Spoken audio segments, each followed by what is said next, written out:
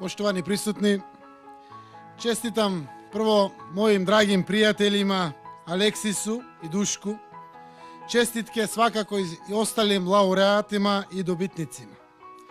U gradu pobjeda mira nad nemirima, suživotom nad podeljama, gradu mostu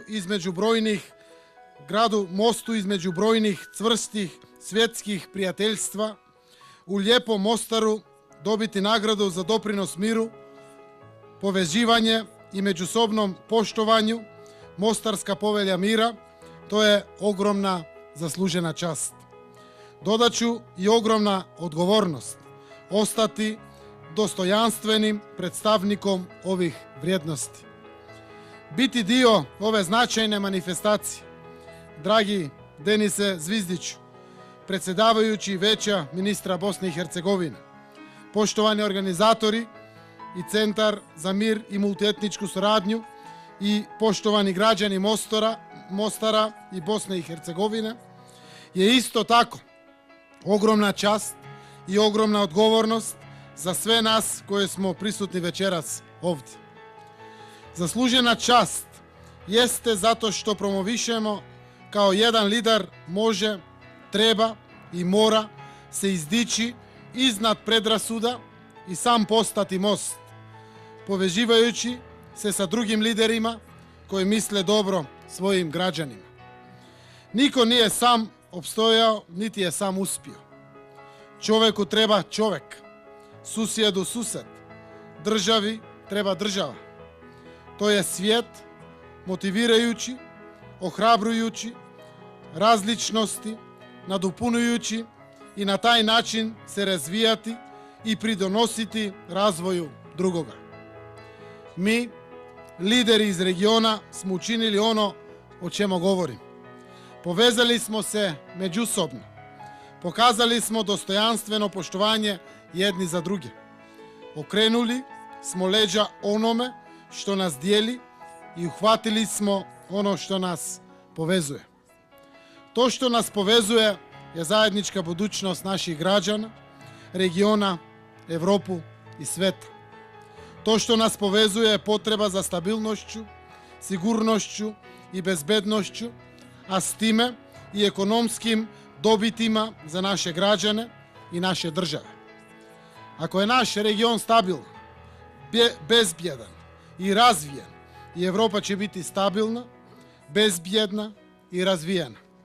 Stabilna, bezbjedna i razvijena Europa pridonosi stabilnom, bezbjednom i razvijenom svijetu. Svijet mira, svijet nasmijanih djece, energičnih mladih ljudi koji žive i rade u svojoj zemlji, svijet dostojanstvenih građana, to je ono što nas povezuje. Dragi prijatelji, treba opstojati na odlučnosti da se brane vrijednosti koje spodeljujemo. Nakon što sam dobio nagradu za mir prošle godine, ja nisam veći borac za mir nego što sam bio.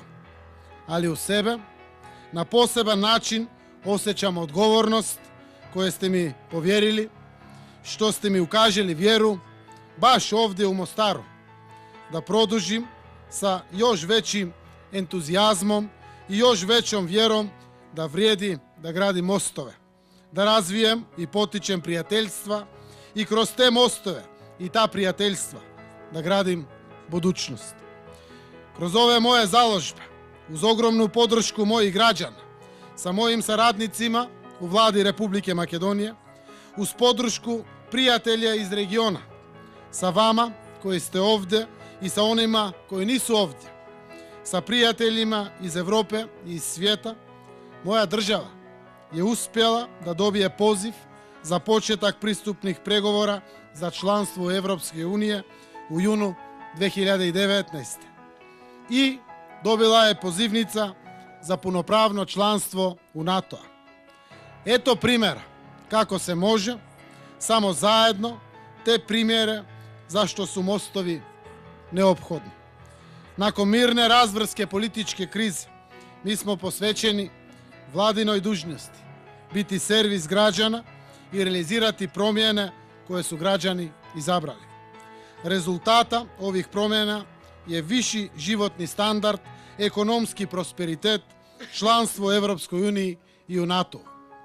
Zato vjerujem da se naši građani zajedno isploteno, verujem da će naši građani zajedno isploteno realizirati svoju viziju kroz uspešni referendum, što bi za uzvrat uticalo na poboljšanje kvaliteta svačijeg života. U svemu što smo postigli, zahvaljujem vam što ste nas podržali kao prijatelji. Uneli smo novu energiju u region, povezujemo ljude i države. Region smo od bunar konflikta kroz pokazano časno i hrabro liderstvo pretvorili u izvor stabilnosti, bezbednosti i perspektive i za nas i za Evropu kojoj pripadamo. I naše prisustvo ovdje večeras ispred ovog obnovljenog starog mosta u Mostaru je zavjet. Ako smo ispred ovog mosta odlučili da odamo počast miru, prijateljstvu, suradnji, povezivanju, onda da se prisjetimo šta vidimo u ovom starom mostu. Ne gledamo ruševine bolne prošlosti. Vidimo temelje zdrave budućnosti. Za zdravu budućnost naših građana, za uspješni euroatlantski region, za još više nagrada u doprinosu ka svjetskom miru, produžimo zajedno. Još jednom, srdečno svim dobitnicima nagrada i svim učesnicima ove veličestvene manifestacije posvećenu miru. Hvala.